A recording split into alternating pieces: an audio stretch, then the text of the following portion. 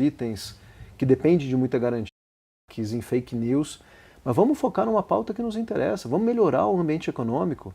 A gente fez isso agora, até sem muito estardalhaço, a gente votou um novo marco para o setor de seguros no país, inclusive de associações e cooperativas de seguro. Votamos um marco de garantias, que permitiu inclusive um aumento de venda de veículos e outros itens que dependem de muita garantia no país. A gente está vendo recorde agora de venda de veículo no país, de venda de apartamento. A gente mudou a questão da garantia e da averbação de matrícula de imóvel.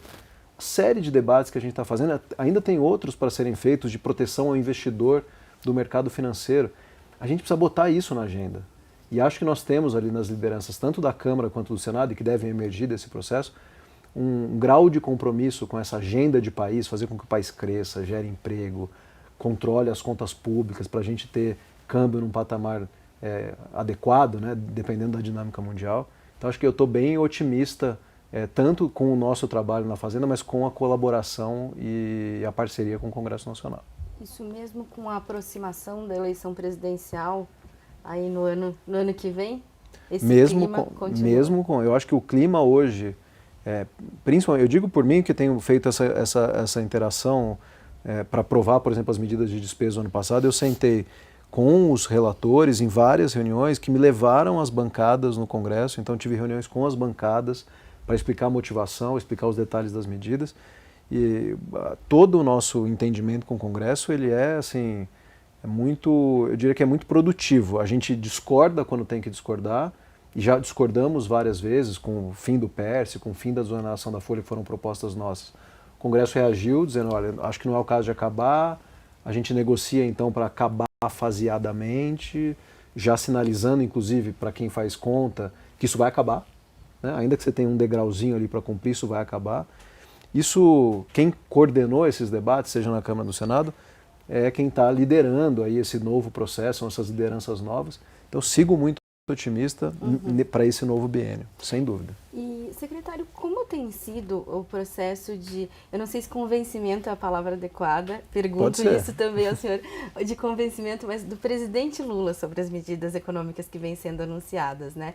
Porque quando as pessoas elegem o presidente, elas elegem aquelas propostas, aquela direção de país, né? E claro que existe uma expectativa quando se elege um presidente como o presidente Lula, né? Então queria saber um pouco como tem sido essa interlocução da Fazenda com o presidente Lula e esse processo, se é um processo de convencimento, por exemplo, para algumas medidas um pouco, né, de segurar um pouco mais gastos, de apresentar pacote fiscal. Queria ouvir um pouco o senhor sobre isso. Veja, o presidente Lula se elegeu falando de previsibilidade, falando de credibilidade, e todas as medidas que a Fazenda leva ao presidente com esses dados, discutindo com a equipe de governo, então estou falando de reoneração de combustível, estou falando do marco fiscal, que tinha essa dinâmica de limite para as despesas, tanto agora na revisão de gastos, que a gente fez, inclusive, apresentou ao presidente as medidas e o presidente decidiu encaminhar uma limitação do crescimento do salário mínimo. O presidente decidiu encaminhar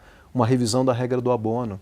O presidente decidiu encaminhar uma revisão do Fundeb. O presidente decidiu encaminhar uma série de medidas que são caras ao presidente. Então, evidentemente, ele quis saber, ele tirou as dúvidas, mas ele tomou a decisão.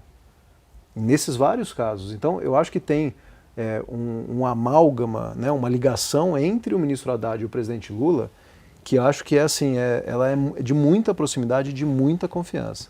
Então, tudo que a gente tem pedido, levado, o presidente Lula ficou muito preocupado, né, com os dados da economia, sempre me procura, sempre procura o ministro Haddad para conversar, entender o que está acontecendo, e tem liderado o país e respondido essas questões de maneira a nos atender. Secretário, a gente já falou aqui ao longo da entrevista sobre a fake news do Pix. Eu gostaria de entender exatamente, que queria abrir o espaço para a gente entender exatamente de onde surge e o que significa, afinal de contas, esse reporte adicional, né, de informações sobre as movimentações feitas com o Pix no Brasil. Eu lamento muito a gente ter, né, um espaço como esse, ter que tirar dúvida sobre desinformação, gente mal intencionada. Nada muda no Pix, né? Até eu ouvi alguém dizer, não, as pessoas estão até com receio de receber Pix. Não tem que ter receio nenhum em receber Pix. Inclusive foram outros ministros de governos anteriores que chegaram a estudar a taxação do PIX. A gente nunca tratou desse tema, então não existe taxação do PIX, não se trata desse tema, isso é pura mentira. O que foi uma regra, a Receita atualizou uma regra burocrática em setembro do ano passado para tirar dúvidas, inclusive, de atores do mercado que tem que informar, tem obrigação de informar para o COAF, para a Receita, quais são as movimentações que eles estão intermediando. E muita gente, inclusive, já informava para a Receita o PIX. Mas tinham outros que diziam, não, mas não está claro, a regra não fala de PIX, fala de cartão de crédito, fala disso, fala daquilo. E a Receita atualizou. Inclusive, ao atualizar, ela aumentou o valor. Se para as operações de R$2.000 antes você comunicava a Receita, agora não comunica mais. É operação de R$5.000. Então, não tem. Isso é só para gerar medo, gerar confusão. Não tem esse elemento de novidade que você quer atribuir, elemento de taxação, isso é tudo mentira. O que faz parte, sim, e aí é preciso dizer, informar, né? Além de desconstruir a fake news, informar. O processo de fiscalização da Receita ele é muito importante para o país. As pessoas vão estar mais protegidas quando a gente sabe quais são os cruzamentos de informação. A Receita Federal do Brasil, eu digo isso, é a grande responsável por subsidiar as autoridades criminais por apuração de crime. Como é que vai descobrir crime de grandes grupos terroristas, grupos de tráfico de pessoas, de drogas? A Receita Federal precisa ter as informações.